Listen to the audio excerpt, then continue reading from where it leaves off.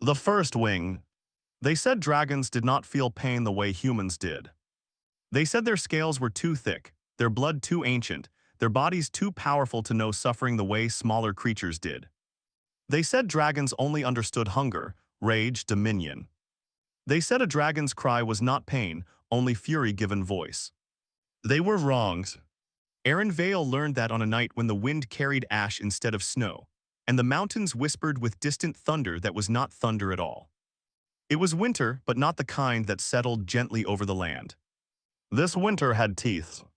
The sky hung low and heavy, choked with gray clouds that smothered the stars.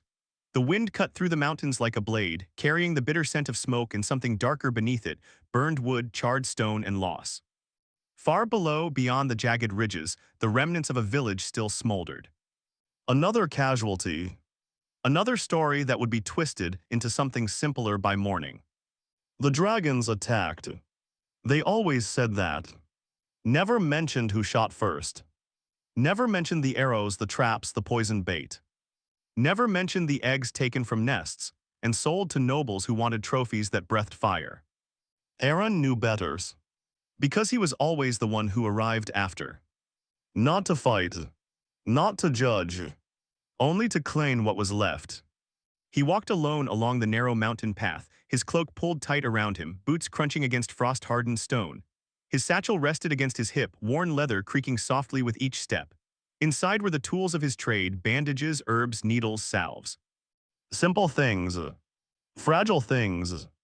Useless, some would say, in a world where kings commanded armies and dragons commanded the sky. But Aaron had long ago stopped measuring worth in power. He measured it in survival.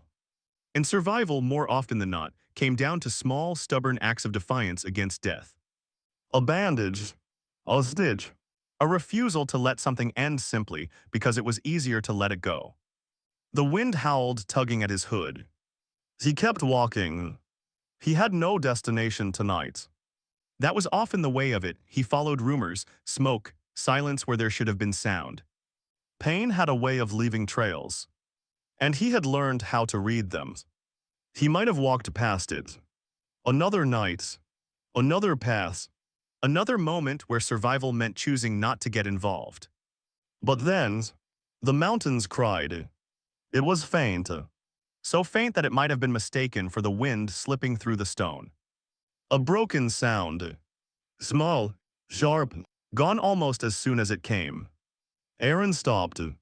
The world seemed to hold its breath with him. He listened. Nothing. Only the wind. Only the distant crackle of dying fire far below. He exhaled slowly, a thin cloud of breath vanishing into the cold. You imagined it, he told himself. It would not be the first time exhaustion played tricks on him. Too many nights without rest, too many days spent tending wounds that should never have existed. He took a step forward. Another. Then, it came again. Clearer this time. Not loud. Not powerful. But unmistakable. A cry. Not the roar of a beast. Not the fury of a predator. A small sound. Broken. Hurting. Aaron closed his eyes. And for a moment, just a moment, he considered walking away. Because he knew what lived in these mountains. He knew what that sound might belong to. He knew what helping could cost. Dragons grew. Dragons remembered. Dragons burned entire cities for less than interference. And men who involved themselves in things beyond them, tended not to live long enough to regret it.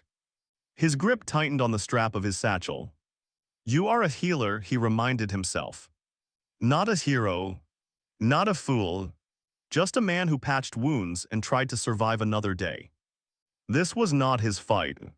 This was not his responsibility. He could keep walking. Return to the valley.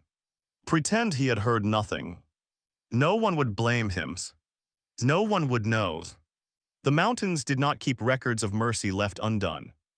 The cry came again. Weaker. Fading. And that was the problem. Aaron let out a slow breath, something tight in his chest refusing to ease. Damn it, he muttered under his breaths.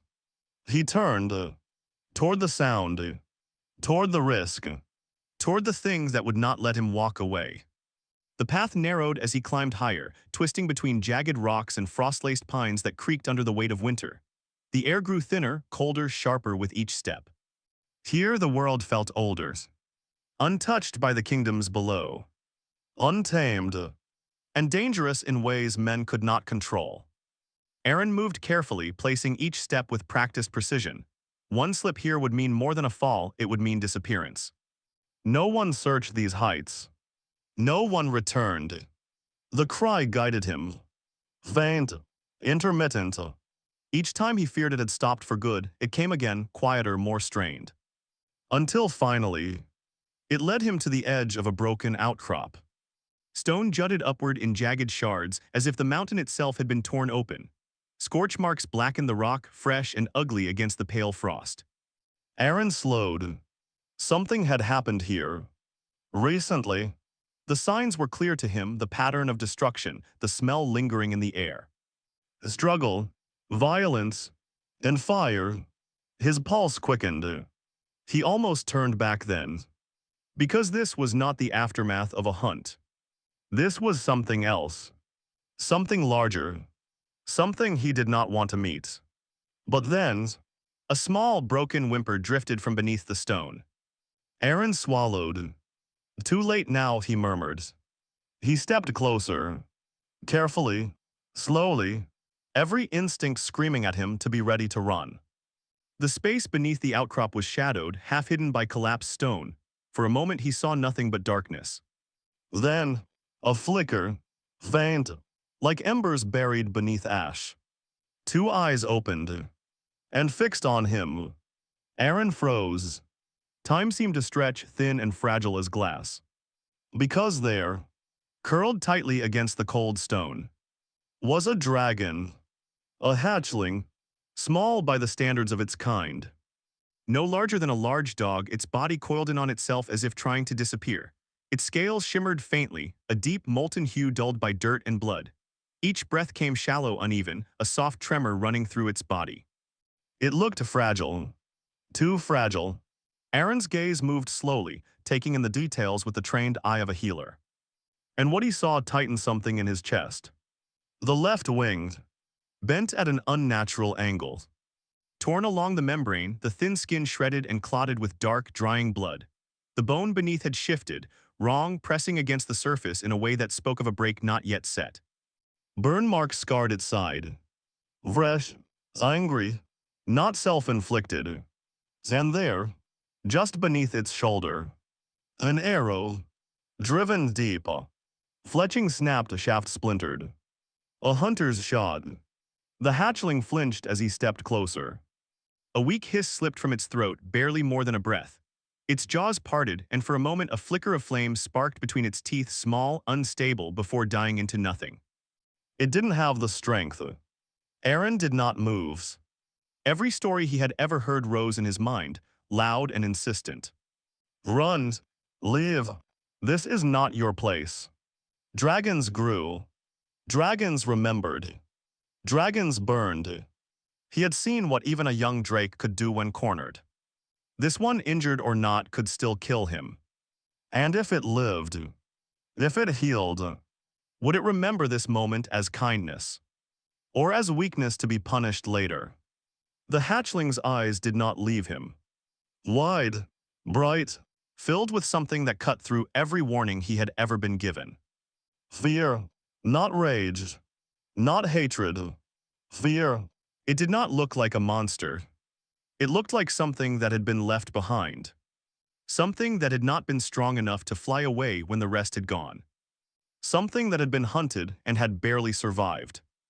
Aaron exhaled slowly. Easy, he murmured, lowering himself to one knee, then slowly to the ground. He kept his movements deliberate, careful, giving the creature time to see every motion. I'm not here to hurt you. The words felt strange.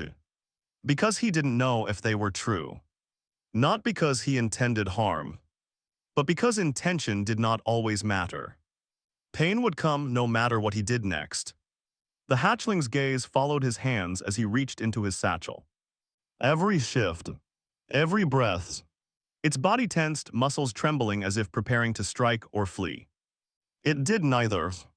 Good, Aaron thought quietly, that means you're still fighting to live. He pulled out cloths. Clean what little he had left. Then a small vial. Herbal extract. Pain duller. Not enough for something this large. But better than nothing. The arrow had to come out. There was no other option. Leave it and the wound would fester, poison, infection, a slow death. Remove it and the shock might kill it just as easily. Aaron swallowed. Listen, he said softly, his voice steady despite the cold that had nothing to do with the air. This is going to hurt. The hatchling did not understand the words. But it understood tone. Something in his voice. Calm, firm, certain. The creature stilled. Just enough. Aaron moved. Vast, precise. He snapped the remaining shaft. And in the same motion, gripped the embedded head and pulled. Clean. Direct. The arrow came free. And the world exploded. The scream that tore from the hatchling's throat shattered the silence of the mountains. It was not the roar of a predator. It was not fury. It was pain. Raw, unfiltered, terrifying. Flame burst from its jaws wild, uncontrolled, scorching the stone, licking across Aaron's cloak. Heat seared his skin, the air itself igniting with the force of it. Aaron did not flinch. Did not pull away. He pressed the cloth hard against the wound, forcing pressure, forcing the bleeding to slow. Stay, he whispered, leaning in despite the heat, despite the danger. Stay with me. The hatchling thrashed. Claws scraped against stone. Its body convulsed, wings twitching, the broken limb jerking in ways that made Aaron's stomach tighten. Then, slowly, the strength left it. The fire faded. The struggle weakened. Until at last, it lay still, breathing hard. Alive. Aaron let out a breath he hadn't realized he was holding. Good, he murmured hoarsely, good, that's it. He worked quickly, cleaning the wound as best he could, packing it with herbs to stave off infection, binding it tight enough to hold, but not so tight as to choke the life from it. Then the wing. That was worse. He examined it carefully, fingers gentle but firm as he traced the line of the break. The hatchling twitched, a low, pained sound rumbling in its throat. I know, Aaron said quietly, I know. He gathered branches, cut them down, shaped them into splints with practiced movements. Then, carefully, he set the bone. The hatchling cried out again, weaker this time, its body trembling beneath his hands. Aaron held it steady. Almost, he whispered, almost done. He wrapped the wing, secured the splints, checked the tension, adjusted, rewrapped, again, and again, until finally, it held, not perfect, but enough, enough to heal, enough to live. The night stretched on around them. Cold, silent, unforgiving. Aaron worked until his hands went numb, until his vision blurred at the edges, until every movement felt like it dragged through mud. But he did not stop. Could not stop. Because the moment he did, the moment he let exhaustion win, this small, fragile life would slip away. And he had already chosen to stay, to try, to fight in his own quiet way against the end that had already claimed so many others. When at last the eastern sky began to pale, when the first weak light of dawn crept over the mountains, Aaron sat back. His body ached. His hands were stained with blood, some his, most not. The hatchling lay curled beside him. Its breathing had steadied. Slower now, deeper, sleep, real sleep, not the restless pain drifting of before. Aaron leaned back against the cold stone, closing his eyes briefly. You'll live, he murmured. The words were soft, almost lost to the wind, but they were certain. For the first time since he had heard that broken cry, he believed them. The hatchling shifted slightly, pressing closer to the warmth of his side without waking. Trust, fragile, unspoken, but real. Aaron let his head rest back, staring up at the pale light spreading across the sky. He should leave. Before something larger returned. Before whatever had driven this creature here came back to finish what it had started. But for now, just for a moment, he allowed himself to sit, to breathe, to exist in a world where something had not died. He didn't know then, couldn't possibly know, that he had not been alone that night, that the mountains had been listening, watching, remembering, and dragons never ignored kindness. The ones who came. It began 3 days later. Not with fires, not with thunder, not with the roar of something ancient claiming dominion over the sky. It began quietly, almost politely. Aaron Vale was seated on a low wooden stool outside his cabin, sleeves rolled past his elbows, fingers stained green from crushed herbs. The morning air was cold enough to bite, but the sun had begun its slow climb over the jagged peaks, spilling pale gold across the clearing. It was the kind of morning that pretended the world was not at war. The kind that lied. His cabin stood at the edge of a narrow valley, tucked between stone and forest, hidden from the main paths that soldiers used when they dared to come this high. It was not much, a single-room structure of rough timber and stone, roof patched more times than he could count. But it was enough. Enough to work. Enough to survive. For now, the hatchling lay nearby, curled in a patch of sunlight, its injured wing bound carefully against its side. The splints held, the swelling had gone down, its breathing was steady. Alive, that alone still felt like a small miracle. Aaron glanced at it briefly as he worked. "You're healing faster than you should," he murmured. The hatchling's eye flickered open at the sound of his voice. For a moment, it simply watched him quiet, aware, before letting its gaze drift closed again. Trust. Still there. Fragile but growing. Aaron returned his attention to the mortar in his hands, grinding dried leaves into a fine paste. He worked slowly, methodically, letting the rhythm steady his thoughts. Because if he thought too much, if he let his mind linger on what he had done, the weight of it might finally catch up to him. He had helped a dragon. Not from a distance. Not by accident. He had chosen it. Touched it. Saved it. If anyone from the lowlands knew. He let out a quiet breath. It doesn't matter, he told himself. Not yet. Not here. The mountains kept their own secrets. The wind shifted. Aaron stilled. Something passed overhead. Not a sound. Not a shape. Just a presence. A subtle change in the air, like the world itself had flinched. Slowly, he looked up. The sky stretched wide and pale above him, empty save for drifting clouds.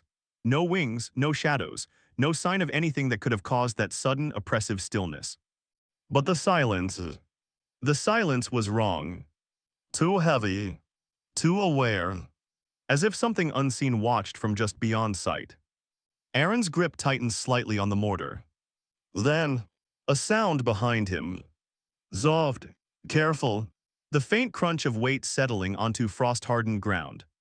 Not humans. Too heavy. Too deliberate. Aaron turned slowly. He did not reach for a weapon. He did not have ones. And even if he had, it would not matter. Because standing just beyond the tree line, half-shadowed by the pines, was a dragon. Larger than the hatchling. Not fully grown but no longer small. Its scales were a deep storm gray, catching the light in muted flashes like distant lightning trapped beneath stone. Its wings were folded tight against its body, but even so they stretched wide enough to brush the surrounding branches. And its leg, dragged behind it. Twisted. Wronged. Broken. Aaron blinked. Once. Twice. The dragon did not move. It stood there still as stone, watching him with eyes that held no immediate threat, only caution. And something else. Expectation. You, Aaron said slowly, the words slipping out before he could stop them. You followed me. The dragon said nothing. It did not growl. Did not bare its teeth. Did not advance. It simply waited. As if the next move was his. Aaron let out a slow breath, running a hand over the back of his neck. Well, he muttered, pushing himself to his feet, joints protesting the movement. I suppose word travels fast. The absurdity of it almost made him laugh. Almost. Because this should not be happening. Dragons did not seek out humans. Not like this. Not alone. Not injured. But the evidence stood before him, breathing, watching, waiting. Aaron stepped aside, gesturing toward the open space near his cabin. Come on then, he said, voice quieter now steady. Let's see what you've done to yourself. For a moment, nothing happened. The dragon remained where it was, body tense, eyes fixed on him as if searching for something hidden beneath his words. A trap. A threat. A light. Aaron did not move. Did not push. He had learned that much already. Force would break this fragile balance faster than anything else. So he waited. And after a long, stretched moment, the dragon shifted. One careful step forward. Then another. The injured leg dragged behind, leaving a shallow groove in the dirt. It moved slowly, deliberately, every motion controlled as if ready to bolt or fight at the slightest sign of danger. Its gaze never left him. Aaron kept his hands visible, movements open, non-threatening. Easy, he murmured as the dragon came closer. No one's going to hurt you here. The words felt different this time. Less like a lie, more like something he intended to make true. The dragon stopped a few paces away. Close enough now that Aaron could see the injury clearly. The leg had been crushed. Not cleanly broken. Crushed. Bone displaced. Muscle torn. The kind of wound that did not heal properly without intervention. The kind that left creatures limping or dead. Aaron exhaled slowly. That's bad, he said quietly, real bad. The dragon's tail twitched, tension rippling through its body. Aaron met its gaze. I can help, he said. Not a promise. Not a guarantee. Just the truth as he knew it. The dragon held his stare. Then, slowly, it lowered itself to the ground. Not fully. Not in submission. But enough. Enough to say, do it. Aaron nodded once. All right, he murmured, let's get started. Zoe, that should have been the end of it. One act of kindness. One more patient. One more life pulled back from the edge, if only for a little while. But the mountains were listening. And words. Word travels differently among creatures who rule the sky. The next morning, there were two.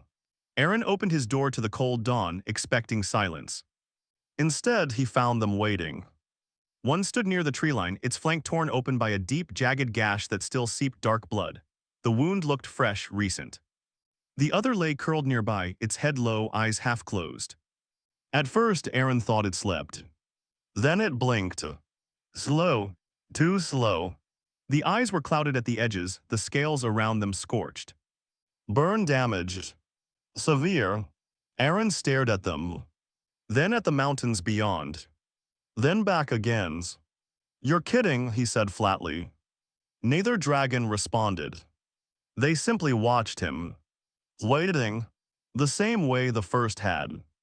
The same quiet expectation. Aaron let out a long breath. Of course, he muttered. He stepped aside. All right, one at a time. Zoe. By the end of the week, there were 7. They came at dawn. At dusk. In the quiet hours of night when the world held its breath. Alone. Or in pairs. Never in a group large enough to threaten.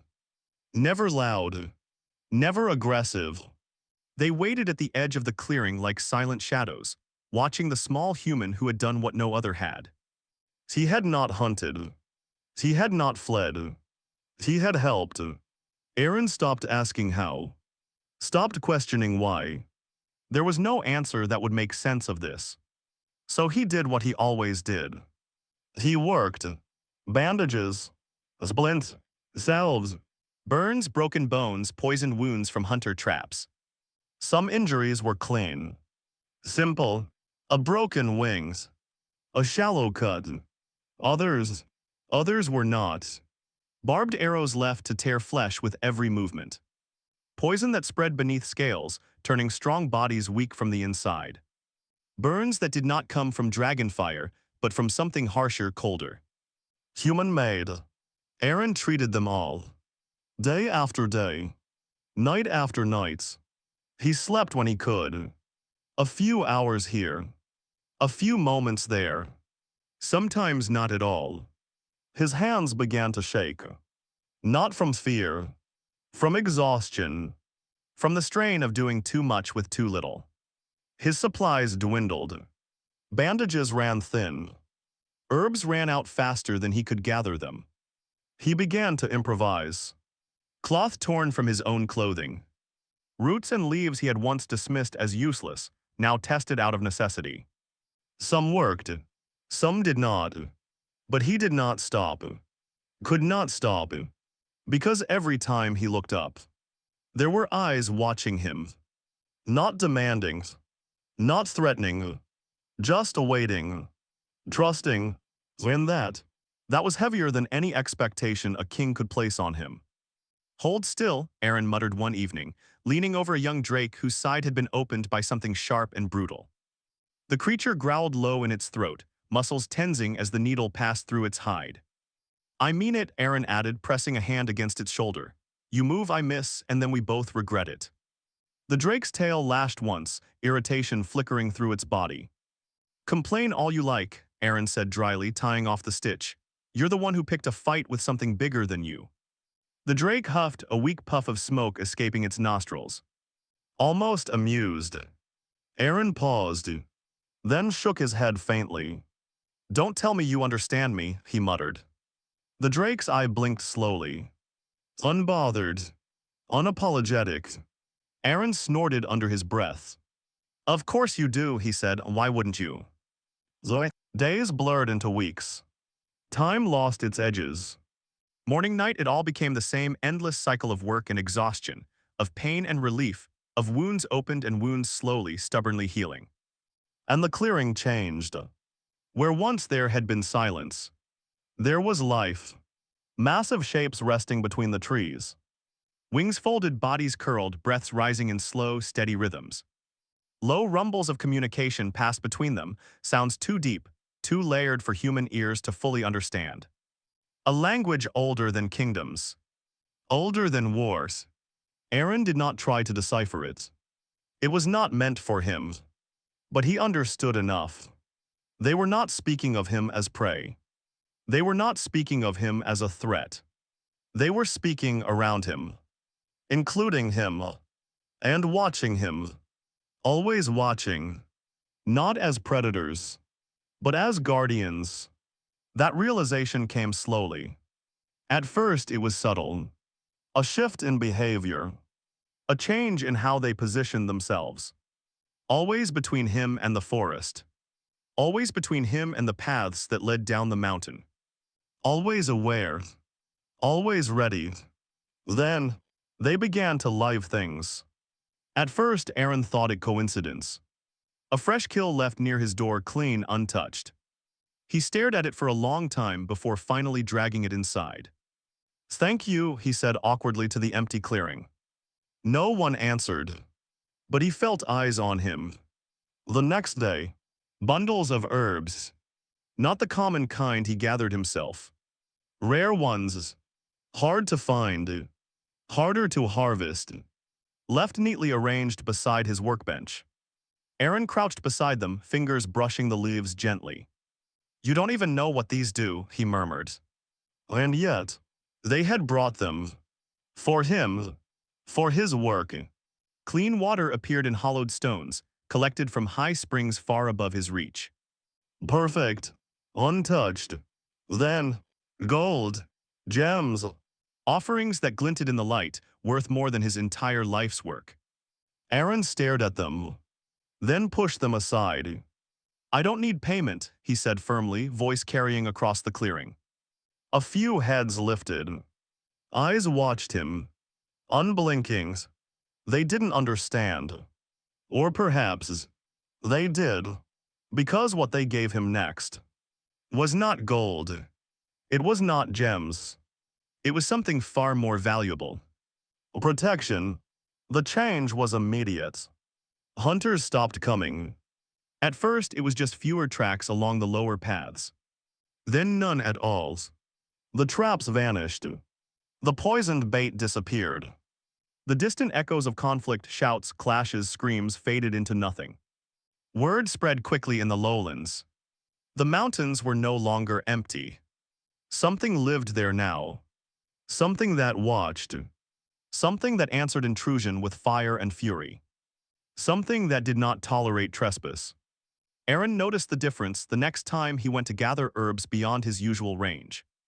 He moved cautiously, expecting to find signs of human presence. Instead, he found silence. Not the empty kind. The watchful kind. He glanced up at the ridge above. A shadow shifted. A massive form barely visible against the stone. Watching. Guarding. Not him. Everything. Aaron let out a slow breath. I see, he murmured. He was not alone anymore. He had not been for some time. He returned to his cabin as the sun dipped low, painting the sky in shades of fire and gold. The clearing was full. Dragons rested in the fading light, their forms casting long shadows across the ground. The hatchling, no longer as small, no longer as fragile, lifted its head as he approached, letting out a soft, low sound of recognition. Aaron reached out, resting a hand briefly against its scales. Warm. Alive. Busy day, he asked quietly. The hatchling huffed, nudging his shoulder lightly. Aaron smiled faintly, then looked around. At the creatures that filled the clearing. Creatures that could level cities. Crush armies. Burn kingdoms to ash. And yet, here they lay. Quiet. At rest. Under his care. Under his protection. As much as he was under theirs. Aaron should have been afraid.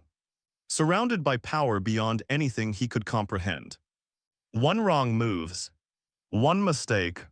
And everything could end. But instead, for the first time since the war began, for the first time since he had taken up the role of patching wounds others inflicted, he felt something he had almost forgotten. Not safety born of walls or weapons. Not the fragile illusion of peace enforced by fear. Something deeper. Something steadier. A quiet understanding that, for once, he was exactly where he was meant to be. Aaron sat down on the worn step of his cabin, watching as the last light of day faded into dusk. The dragons settled around him, their breathing slow, their presence steady. Above them, the sky darkened. Wide, endless, and no longer empty. Aaron leaned back slightly, letting the silence settle around him. This is going to get complicated, he murmured to no one in particular. A low rumble answered him from somewhere in the clearing. Not threatening. Almost amused. Aaron huffed a quiet laugh. Yeah, he said, I thought so. The sky that answered. The soldiers came at dawn. They always did. Not because dawn made them braver, but because it made their enemies easier to see. Light revealed shadows. Light made targets clear. And men who feared what hid in darkness preferred to face it in daylight. Even when daylight would not save them. Aaron Vale felt them before he heard them. The ground carried the message first. A low, distant tremor that traveled through stone and soil, rising up through the soles of his boots and into his bones. Rhythmic. Measured. Many. Too many. He did not stop working. Not immediately. His hands remained steady as he wound the final layer of cloth around the young dragon's wing before him, the same hatchling he had found beneath broken stone. No longer so small. No longer so fragile. The bandages were different now. Not desperate. Not improvised. They were clean. Precise. Reinforced with better materials, strengthened by herbs he had once never dreamed of using. The wing had healed well. Not perfectly. Perhaps it never would. But it held. It carried strength again. Flight would come. In time. The hatchling watched him as he worked, ember-bright eyes calm, aware. It did not flinch when he tightened the final knot. did not hiss, did not pull away. It trusted him. Fully. Aaron rested his hand briefly against its side. Warm, steady, alive. You're almost there, he murmured. The hatchling exhaled softly, a thin curl of heat brushing against his sleeve. Not fire. Not anymore. Control. Growth.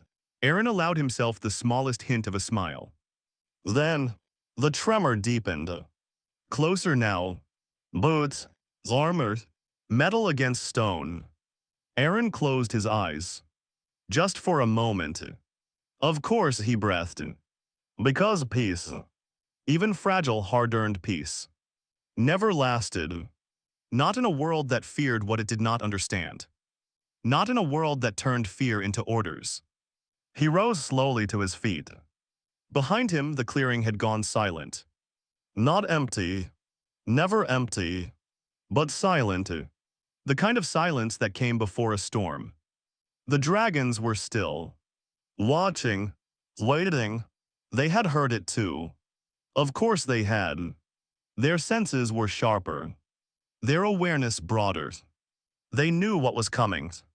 Aaron stepped forward, moving past the edge of the cabin, out into the open. The cold morning air hit him fully now, sharp and clean. The sky was pale, just beginning to brighten.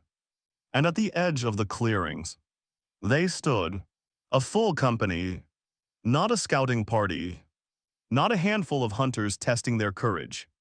This was organized, deliberate. Armor gleamed in the early light, polished to reflect authority as much as protection. Shields bore the crest of the crown, banners hanging stiff in the still air. Swords were drawn, spears leveled, crossbows loaded, archers already knocking arrows.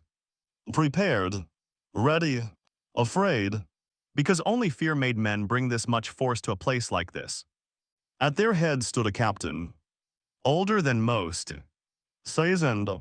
His stance was steady, his gaze sharp as it swept over the clearing. He saw everything. The cabin, the tracks, the marks of something far larger than men moving through this place. He knew. Of course he knew. That was why he had come. You are harboring dragons, the captain called, his voice carrying easily across the clearing. It did not shake. It did not waver. He believed what he said. By order of the crown, you will stand aside. Aaron did not move. Did not reach for anything. Did not even glance back at the shapes hidden just beyond the tree line. He didn't need to. He could feel them. Every breath. Every heartbeat. Behind him, the forest had gone silent. Too silent. They're injured, Aaron replied, his voice calm level, nothing more. It was the truth. Not the whole truth. But enough. They are weapons, the captain snapped, his expression hardening, and you are aiding the enemy. Enemy? The word hung in the air, heavy with meaning that had been decided long before this moment. Long before Aaron had ever stepped into these mountains. He tilted his head slightly, studying the man before him. There was no cruelty there. Not really. Just conviction. The dangerous kind. Funny, Aaron said quietly, they've done less harm here than your men have. A ripple passed through the soldiers. Anger. Unease. Some shifted, gripping their weapons tighter. Others avoided looking past him, as if afraid of what they might see if they did. The captain's jaw tightened.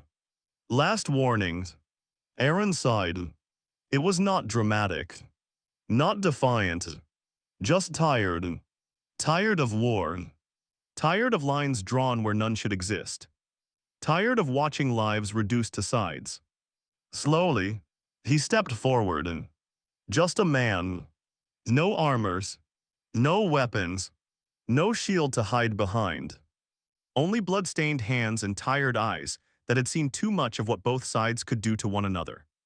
No, the word was soft, but it carried. Clear. Final. The captain raised his hand. A signal. A decision made. Archers. The sky broke. It was not a sound at first. Not a roar. Not a cry. Just a shift. A pressure. A sudden, overwhelming sense that something vast had moved. A shadow passed overhead. Then another's. Then another's. The light dimmed. Not slowly. Not gradually. It vanished beneath wings. The soldiers froze. Training faltered. Orders hung unfinished in the air. Because instinct, ancient undeniable instinct, took hold. Slowly, they looked up, and the world changed. Dragons, not 7, not 10, hundreds. Wings stretched across the sky like a living storm, blotting out the dawn, their sheer number turning light into shadow. Massive forms circled above, their movements fluid, controlled, terrifying in their precision. Some were young. Many were not. Ancient shapes moved among them, vast beyond comprehension, scales catching what little light remained and turning it into something almost otherworldly. Their roars did not come all at once. They rolled across the sky in waves. Deep, resonant, shaking the earth beneath the soldiers' feet. Not chaos, not frenzy. Power, controlled, unified, awake. The air grew heavy, thick, breathless, as if the world itself understood what had gathered here. At their center, she descended, slowly, deliberately, a colossal dragon, larger than any the soldiers had ever seen, larger than most had ever imagined could exist. Her scales gleamed like molten gold, each one catching the dim light and reflecting it back in a soft, burning glow. Age clung to her, not weaknesses. Age as power, as memory, as something that had existed long before kingdoms rose and would exist long after they fell. Her wings spread wide as she lowered herself toward the ground. The force of her descent drove wind outward in a violent rush, sending soldiers stumbling, shields rattling, banners snapping hard enough to tear. She landed between Aaron and the soldiers. The impact alone drove men to their knees. Stone cracked. Dust rose. The earth itself seemed to bow beneath her weight. And then, silence, heavy, absolute. No one moved. No one spoke. Even the dragons above stilled, their circling slowing, holding position in the sky like a living ceiling of power. The great dragon lowered her head. Not to the soldiers. Not to the threat they posed. To Aaron. For a long moment, the world held its breath. Aaron stood very still. Because this was not something he had prepared for. He had treated wounds, bound broken wings. He had not expected this. Slowly, carefully, the great dragon bowed. Not a dip of the head. Not a gesture of acknowledgement. A bow, deep, deliberate, respect. The soldiers stared. Some in horror. Some in disbelief. Some with something else dawning in their eyes. Understanding. Because whatever they had believed about dragons, whatever stories they had told themselves, this did not fit. This did not match. Monsters did not bow. Aaron swallowed. His throat felt dry. You didn't have to do that, he murmured, his voice barely more than a breath. The great dragon lifted her head slightly, her gaze meeting his. Ancient eyes, endless, and within them, not rage, not dominance, recognition, and something deeper. Gratitude. Aaron exhaled slowly. He did not step back, did not lower his gaze. He simply stood there, a single human before something that could end him without effort. And did not. For a heartbeat, the world held still, balanced on something fragile, something new. Then, the great dragon rose, turned, and faced the army. The shift was immediate, subtle, but absolute. The warmth in her gaze vanished, replaced by something vast, cold, unyielding. A single rumble rolled from her chest. It was not loud, not compared to the roars that had shaken the sky moments before. But it carried, through bones, through breath, through the very ground beneath their feet. Not a threat, a promise. Live or be ended. The meaning did not need translation. It did not need words. Every man there felt it, understood it, because some things were older than language. The captain staggered back a step. For the first time, his composure cracked, not into panic, but into something far more honest. Reality.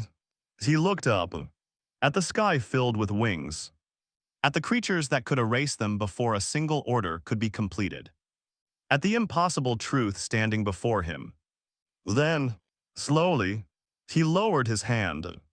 His voice when it came was no longer sharp, no longer commanding. It broke, a retreat. No one argued. No one hesitated. The formation dissolved instantly, discipline shattering under the weight of survival instinct.